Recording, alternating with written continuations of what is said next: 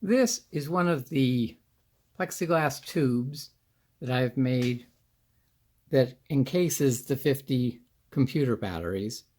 This one I cleverly broke. I don't know if you can see the crack there.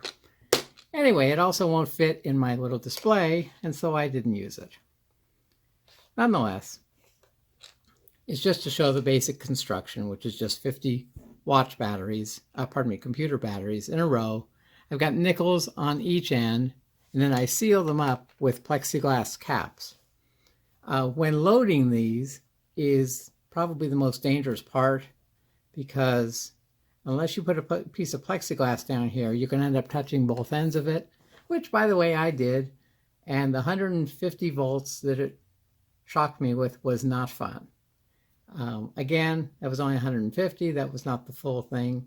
Had it been the full 1,000 volts, I would have been much, much more unhappy. This is one of the more interesting effects, I think, of this sort of device. You'll notice that my fancy-smancy voltmeter says 16.97 volts for all of those batteries. Now it should be 160 volts, but the fancy-schmancy voltmeter doesn't show it because I have two 22 mega ohm resistors for safety, so that I don't hurt myself. Now, when I disconnect it from the fancy-schmancy voltmeter and hook it up to an old-fashioned electrostatic voltmeter that's designed to specifically measure the very, very small amperages that we're dealing with, you'll notice that it correctly shows 170 volts. Now, if you actually touch your hand across those, you'll feel something, but you won't feel much. I don't recommend it.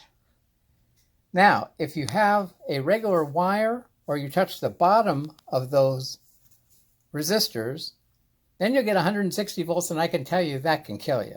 So do not do that. Use the safety resistors, they're worth it. Each of these plexiglass battery containers contains 50 3-volt batteries. And the actual voltage ends up being 170 for each one. And I've got 6 of them that are all going to be wired in series, which will give a total of 1,020 volts. It is very high voltage. It will kill you dead. So, to prevent that, each battery has a 22 mega ohm resistor on both ends to reduce the amperage to something that won't kill you, but will just make you wish you were dead. If you happen to pull the wires out and touch it yourself, you touch both ends of those, and it goes across your heart, it will not go well for you. So don't do that. But when all of these are put together, it'll have 1,020 volts with almost no amperage. It'll be in the microamp range. After you hook all these up, as I have done here, all 6 are now hooked up together. And I've changed electrostatic voltmeters. This one has a larger capacity, and you can see you have the 1,020 volts into the voltmeter. I have these because my normal things that I use, my Zamboni batteries, are measured in nanoamps instead of microamps, and only electrostatic voltmeters will read correctly in that low range.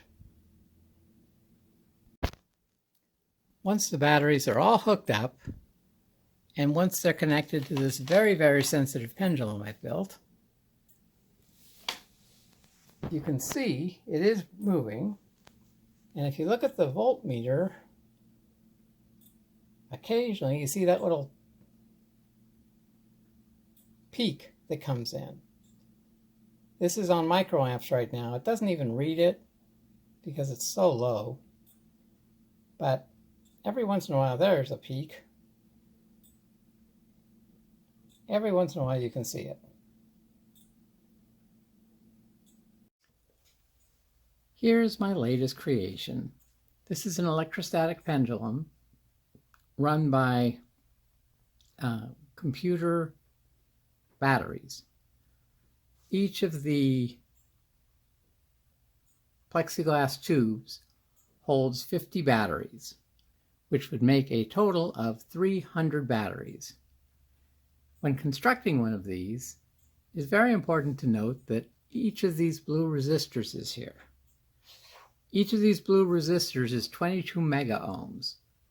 It is necessary because if you don't put those in and you touch the two terminals here, like I just did, you will die. You don't want to die. So if you're ever going to make something like this, which I would not recommend, it's high voltage and rather dangerous, be sure to use resistors of at least 22 mega ohms on each side. So it's a total of 44 for each one, 44 mega ohms. The pendulum is my normal pendulum.